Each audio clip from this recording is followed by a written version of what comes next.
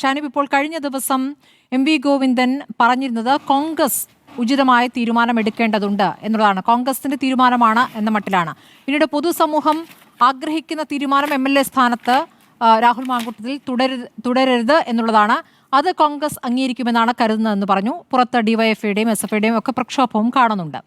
യഥാർത്ഥത്തിൽ CPM-ന് രാഹുൽ മാങ്കൂട്ടത്തിൽ MLA ഇപ്പോൾ രാജിവെക്കണം എന്നൊരു നിലപാടുണ്ടോ? അങ്ങനെയെങ്കിൽ ഒരു ഉപതെരഞ്ഞെടുപ്പിലേക്ക് കാര്യങ്ങൾ പോയാൽ അതാർക്കാണ് ഗുണം ചെയ്യുക എന്നൊരു ചോദ്യം കൂടി അവിടെ ഉണ്ടല്ലോ. അതിൽ നിങ്ങളുടെ നിലപാട് എന്താണ്?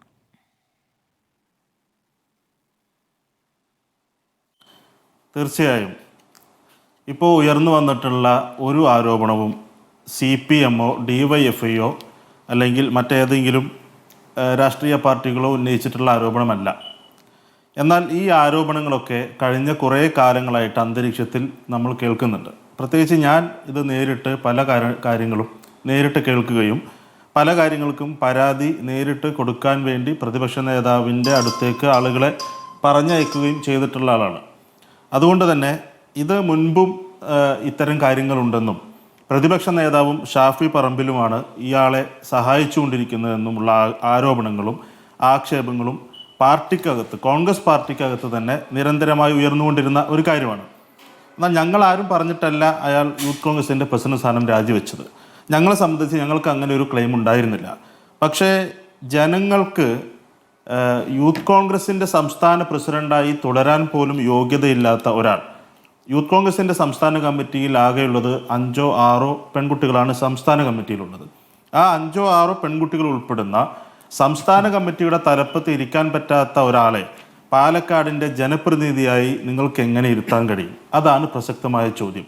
അവിടെ സ്ത്രീകൾക്ക് വരേണ്ടി വരും, വനിതകൾക്ക് വരേണ്ടി വരും, വിദ്യാർത്ഥിനികൾക്ക് വരേണ്ടി വരും, വീട്ടമ്മമാർക്ക് വരേണ്ടി വരും, അവർക്ക് ശുപാർശകൾ കൊടുക്കേണ്ടി വരും, അവർക്ക് പരാതികൾ കൊടുക്കേണ്ടി വരും, അപേക്ഷകൾ കൊടുക്കേണ്ടി വരും, ജോലിക്കാരുമുണ്ടാക്കും. അങ്ങനെ മറ്റ് തദ്ദേശ സ്ഥാപനങ്ങളിലെ തിരഞ്ഞെടുക്കപ്പെട്ട പ്രതിനിധികൾക്ക് എല്ലാവർക്കും സമീപിക്കേണ്ട ഒരാളാണ് MLA. അങ്ങനെയുള്ള ഒരു MLA ആയി അയാളെ പാലക്കാട് തന്നെ നിലനിർത്തും എന്ന നിലയിൽ കോൺഗ്രസ് മുന്നോട്ട് പോയപ്പോഴാണ് ജനങ്ങളുടെ പ്രതിഷേധം ഏറ്റെടുത്തുകൊണ്ടാണ് DYFIയും SFIയും ഒക്കെ സമരത്തിലേക്ക് പോയത്. ഞങ്ങളുടെ ആവശ്യം തീർച്ചയായും യൂത്ത് കോൺഗ്രസിൻ്റെ പ്രസിഡന്റായിട്ട്, ഒരു യുവജന സംഘടനയുടെ പ്രസിഡന്റായിട്ട് ഇരിക്കാൻ യോഗ്യതയില്ലാത്തയാളെ പാലക്കാടിന് മേൽ അടിച്ചേൽപ്പിക്കരുത്. ഇതാണ് ഞങ്ങളുടെ നിലപാട്. രാജിവെക്കണം. ആ രാജിവെക്കുന്നത് വരെയുള്ള സമരവുമായി DYFIയും CPM-ഉം സമരവുമായി മുന്നോട്ട് പോകും എന്ന നിലപാടിൽ ഒരു മാറ്റവുമില്ല. ഞാൻ അറിഞ്ഞ ഒരു കാര്യം, CPM-ന് ഇന്നേക്ക് ആ നിലപാടിൽ രാജി എന്ന ആവശ്യത്തിൽ ഊന്നേണ്ടതുണ്ടോ എന്ന സംശയം CPM-നുമുണ്ട് എന്ന് ഞാൻ കേട്ടു. അത് സത്യാവസ്ഥയാണെങ്കിൽ അങ്ങൊന്ന് വിശദീകരിക്കൂ. അതാണ് ഞാൻ പറഞ്ഞത്. ഉപതെരഞ്ഞെടുപ്പ് ഉണ്ടാവുകയാണെങ്കിൽ അത് ആരെ സഹായിക്കുമെന്നുള്ളത് CPM-നെ കൂടി ആശങ്കപ്പെടുത്തുന്ന കാര്യമാണല്ലോ. കേവലം തെരഞ്ഞെടുപ്പോ ഉപതെരഞ്ഞെടുപ്പുമായി ബന്ധപ്പെട്ട് വിശദീകരിക്കേണ്ട ഒരു കാര്യമേ അല്ല സ്മൃതി ഇത്. നിങ്ങളും ഇതൊക്കെ പുറത്തെ ആളുകൾ കേട്ടതിനേക്കാൾ കൂടുതൽ ഓഡിയോ അല്ലെങ്കിൽ ഇതുമായി ബന്ധപ്പെട്ട വിശദാംശങ്ങൾ അറിഞ്ഞ ആളാണ് സ്മൃതി എന്ന് ഞാൻ ഉറച്ചു വിശ്വസിക്കുകയാണ്. ഇതൊരു തെരഞ്ഞെടുപ്പുമായി ബന്ധപ്പെട്ടോ ഉപതെരഞ്ഞെടുപ്പുമായി ബന്ധപ്പെട്ടോ ഒരു തരത്തിലും അതുമായി ബന്ധപ്പെടുത്തി സംസാരിക്കാനോ ചർച്ച ചെയ്യാനോ പറ്റുന്നൊരു കാര്യമേ അല്ല. എനിക്ക് നേരിട്ട് അറിയാവുന്ന പല കാര്യങ്ങളും ഇവിടെ ഇരുന്ന് പറയാൻ പോലും പറ്റാത്ത കാര്യങ്ങൾ. ശ്രീകുമാരേട്ടൻ അപ്പുറത്തിരിക്കുന്നുണ്ട്. ശ്രീകുമാരേട്ടൻ പ്രതിദാനം ചെയ്യുന്ന ജില്ലയിലെ ഒരു സംഭവമുണ്ട്. എനിക്കത് പറയാൻ കഴിയില്ല. അത് എത്രത്തോളം ക്രൂരമാണ് എന്നതുകൊണ്ടാണ് ഉമാ തോമസ് MLA പോലെയുള്ള KC വേണുഗോപാലിൻ്റെ സഹധർമ്മിണി ഉൾപ്പെടെയുള്ള ആളുകൾ, കോൺഗ്രസിനകത്തെ യുവതികൾ, ജനപ്രതിനിധികളായ ആളുകൾ പോലും ഒരു നിമിഷം പോലും അയാൾ അവിടെ തുടരാൻ അർഹനല്ല എന്ന് കൃത്യമായി പറയുന്ന സാഹചര്യം ഉണ്ടായത്. അതിനെ പിന്നെ എല്ലാ കാലത്തും ഉപയോഗിക്കുന്ന ഏതെങ്കിലും ഒരു രാഷ്ട്രീയ തെരഞ്ഞെടുപ്പ് വിജയവുമായി ബന്ധപ്പെടുത്തി ഇതിനെ നമുക്ക് സംസാരിക്കാനേ കഴിയില്ല എന്ന കാര്യത്തിൽ ഒരു സംശയമില്ല. ആ നിലപാട് CPM പറഞ്ഞിട്ടുണ്ട് എന്നാണ് ഞാൻ മനസ്സിലാക്കുന്നത്. മറ്റൊരു നിലപാടിലേക്ക് CPM പോയതായിട്ട് എൻ്റെ ബോധ്യത്തിലില്ല. ഇനി രാജിവെച്ചാൽ തന്നെ രാജിവെച്ചത് കൊണ്ട് ഈ പ്രശ്നം അവസാനിക്കുമെന്ന് നിങ്ങൾ കരുതുന്നുണ്ടോ? എങ്ങനെയാണ് അവസാനിപ്പിക്കാൻ കഴിയുക? ഇവിടെ പ്രതിപക്ഷ നേതാവിൻ്റെ അടുത്ത് ഈ പരാതി എത്തിയത് ഇന്നോ ഇന്നലെയാണോ? ഈ വാർത്ത പുറത്തു വന്നതിന് ശേഷമാണോ അതിനു മുമ്പും അദ്ദേഹത്തിനടുത്ത് പരാതി വന്നിട്ടുണ്ട്? ഇപ്പൊ ആദ്യമായി പരാതി പറഞ്ഞ റിനി ആൻഡ് ജോർജ് എന്ന് പറയുന്ന പെൺകുട്ടി വളരെ വ്യക്തമായി, ഞാൻ ആ കുട്ടിയെ അഭിനന്ദിക്കാൻ ഈ അവസരം ഉപയോഗപ്പെടുത്തുകയാണ്. ആ പെൺകുട്ടി തുടങ്ങി വെച്ച ആ ആർജവത്തോടു കൂടി ആ പെൺകുട്ടി മാധ്യമങ്ങൾക്ക് മുൻപാകെ വന്ന് പറയാൻ തയ്യാറായതുകൊണ്ടാണ് ഇത് ഇതുവരെ എത്തിക്കാനെങ്കിലും ഈ കേരളത്തിലെ പൊതുസമൂഹത്തിന് മുമ്പിൽ ഈ തരത്തിൽ ഒരാളെ തുറന്നു കാണിക്കാൻ കഴിയുന്ന തരത്തിലേക്ക് ഈ കാര്യങ്ങൾ എത്തിയത്. ആ പെൺകുട്ടി എടുത്ത ഉറച്ച നിലപാടാണ്.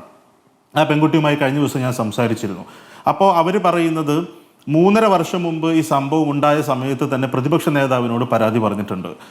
പറയാൻ പറ്റുന്ന ഫോറങ്ങളിലൊക്കെ ഞാൻ പരാതി പറഞ്ഞിട്ടുണ്ട്. അവിടെ ഒന്നും നടപടി ഉണ്ടായില്ല.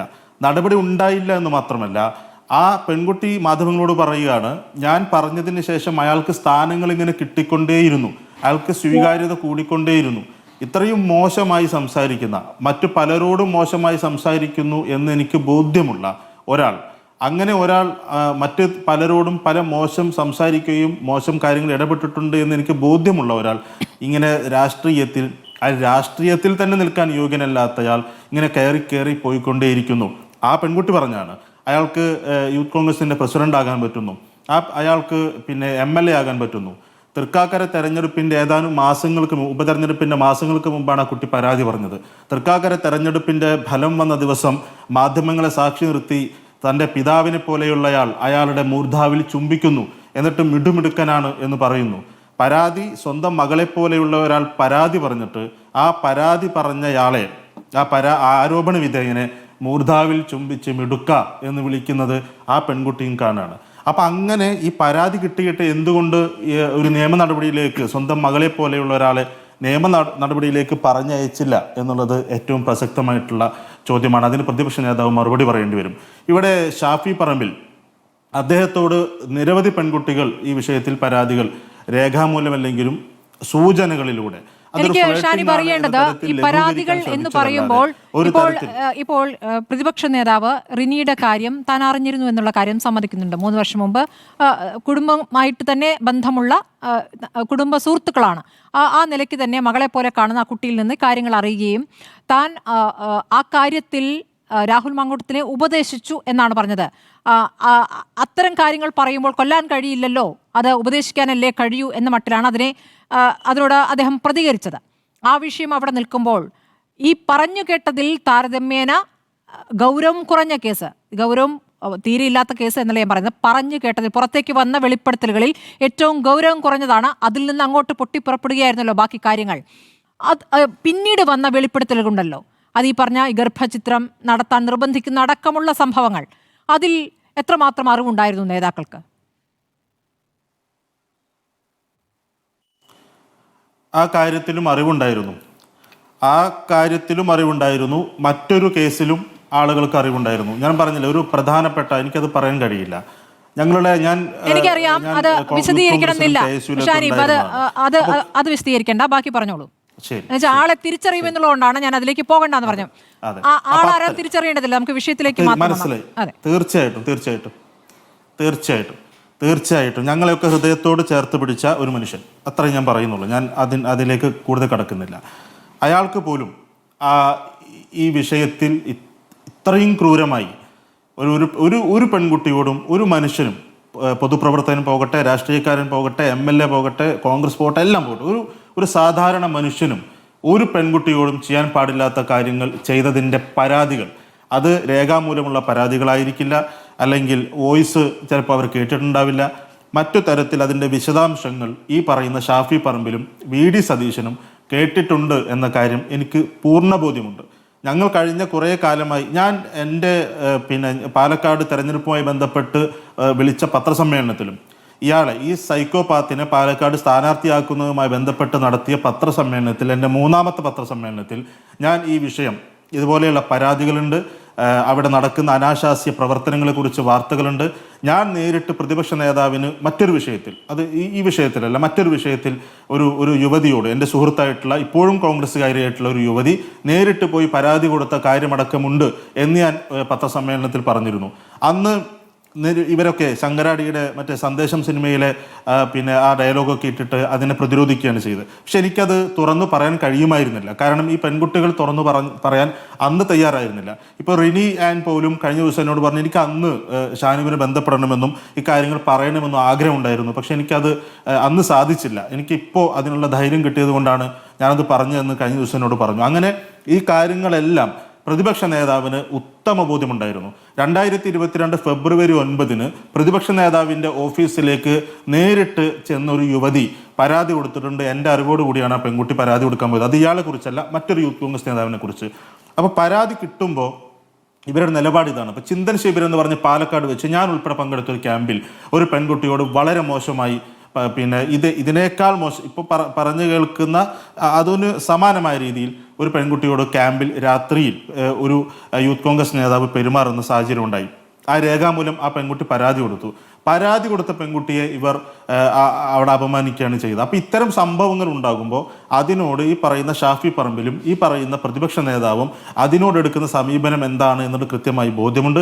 താങ്കൾ ചോദിച്ച ചോദ്യം ഈ പുറത്തു വന്നതുമായി ബന്ധപ്പെട്ട കാര്യങ്ങൾ അവർക്ക് അറിയുമായിരുന്നു എന്നുള്ളതാണ്. അവർക്ക് എന്ന് മാത്രമല്ല ഈ കാര്യങ്ങളെക്കുറിച്ച് ഇവർ തമ്മിൽ സംസാരിച്ചിട്ടുമുണ്ട്. ഞാൻ മനസ്സിലാക്കുന്നത് രണ്ടുപേർ തമ്മിൽ സംസാരിച്ച കാര്യമാണ്. അതിൽ നമുക്കെങ്ങനെ അത് കൂടുതൽ നമുക്ക് വിശദമായി പറയാൻ കഴിയില്ല. ഇത്തരം കാര്യങ്ങൾ ചെളിയിൽ ചവിട്ടിയാൽ കുഴപ്പമില്ല, പക്ഷെ അത് വൃത്തിയായി കഴുകിയിട്ട് വരണം. അത് ആളുകൾ അറിയാതെ നോക്കാനുള്ള കഴിവ് കൂടി വേണം എന്ന് ഇദ്ദേഹത്തെ ഉപദേശിച്ചു എന്നാണ് ഞാൻ മനസ്സിലാക്കുന്നത്. ഇത്രയും നീചമായ ഇത്തരം പരാതികളെല്ലാം ഈ പറയുന്ന ഷാഫി പറമ്പിൽ ഈ പറയുന്ന സൈക്കോപാത്തിനോട് പറഞ്ഞു എന്നുള്ളതാണ് എനിക്ക് മനസ്സിലായിട്ടുള്ളത്. ഒരു കാര്യം കൂടി ഞാൻ പറയാം. ഇവിടെ ഈ പെൺകുട്ടി തന്നെ പറയുന്നുണ്ട്, എന്നെ വാഹനത്തിൽ കയറ്റിക്കൊണ്ടുപോയത് ഇയാളുടെ സഹചാരിയായിട്ടുള്ള പിന്നെ ഫെനിയോ എന്തോ അവൻ്റെ പേര്, ആ വ്യാജ ഐഡി ബന്ധപ്പെട്ട കേസിലൊക്കെ പ്രതിയായിട്ടുള്ള അയാള്, അതെ ഫെനി നൈനാൻ, അയാള് നിങ്ങളൊന്ന് ആലോചിച്ച് നോക്കൂ. രണ്ടുപേർ പ്രണയത്തിലാകുന്നതിൽ എന്താണ് പ്രശ്നം? ഒരു പ്രശ്നവുമില്ല. അവർ തമ്മിൽ പ്രണയാർദ്രമായ സന്ദർഭങ്ങളിൽ ഏത് തരത്തിൽ പിന്നെ അവർ സംസാരിക്കുന്നതിൽ പ്രശ്നമില്ല. എന്നാൽ ഒരു ഗൂഢാലോചന നടത്തി ഈ ഡ്രൈവറെ പറഞ്ഞയച്ച് ഈ പെൺകുട്ടി ഒരു സ്ഥലത്തേക്ക് കൊണ്ടുവരികയാണ്.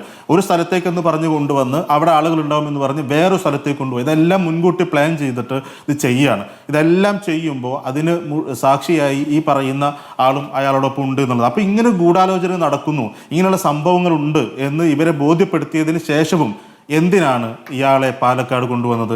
എന്തിനാണ് ഇയാളെ യൂത്ത് കോൺഗ്രസിൻ്റെ പ്രസിഡൻ്റാക്കിയത്?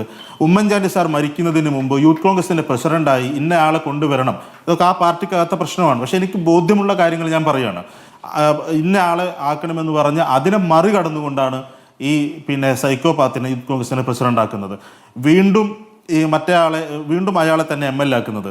ഈ VD സതീശൻ എപ്പോഴും പറയാറുണ്ട്, നമ്മുടെ പുതിയ കാലത്തെ വൊക്കാബുലറീസ്, നമ്മൾ പുതിയ കാലത്ത് ഉപയോഗിക്കുന്ന ഭാഷകൾ, നമ്മൾ പിന്നെ ആണത്തമുണ്ടെങ്കിൽ വാ എന്നൊന്നും പുതിയ കാലത്ത് പറയില്ലല്ലോ എന്ന് പറഞ്ഞ് വളരെ പിന്നെ മാന്യമായ രാഷ്ട്രീയത്തിൻ്റെ മുഖം മൂടി അണിഞ്ഞിരിക്കുന്ന പ്രതിപക്ഷ നേതാവിന് ഇപ്പോഴും പ്രതിരോധിക്കേണ്ടി വരുന്നത് അന്ന് നിങ്ങൾ ചെയ്തില്ലേ, അന്ന് നിങ്ങൾ അങ്ങനെ ചെയ്തില്ലേ, 90-ലെ പിന്നെ 1980-ലെ പിന്നെ രീതിയിലാണോ, അന്നത്തെ ആയുധങ്ങൾ വെച്ചിട്ടാണോ നമ്മൾ ഇന്നത്തെ കാലത്ത് ഒരു കേസിനെ കാണേണ്ടത്? 35 വയസ്സ് പ്രായമുള്ള ചെറുപ്പക്കാരൻ, ഞങ്ങളൊക്കെ ഏകദേശം എന്നേക്കാൾ 2-3 വയസ്സ് ഇളയതാണ് ഈ പറയുന്ന ഈ സൈക്കോപാത്തായിട്ടുള്ള ഈ ചെറുപ്പക്കാരൻ. അയാളുടെ ആ തലമുറയിൽപ്പെട്ട ആളുകൾ അങ്ങനെയാണോ രാഷ്ട്രീയത്തെ കാണേണ്ടത്?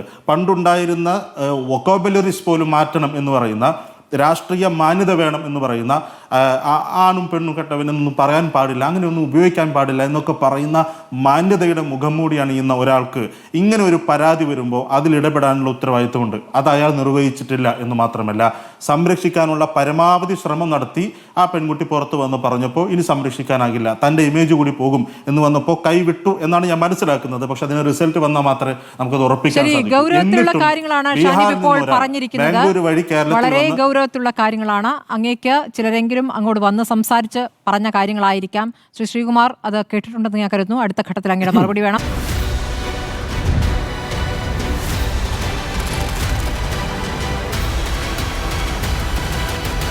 ഡിബേറ്റ് വിത്ത് സ്മൃതി പരുത്തിക്കാട്.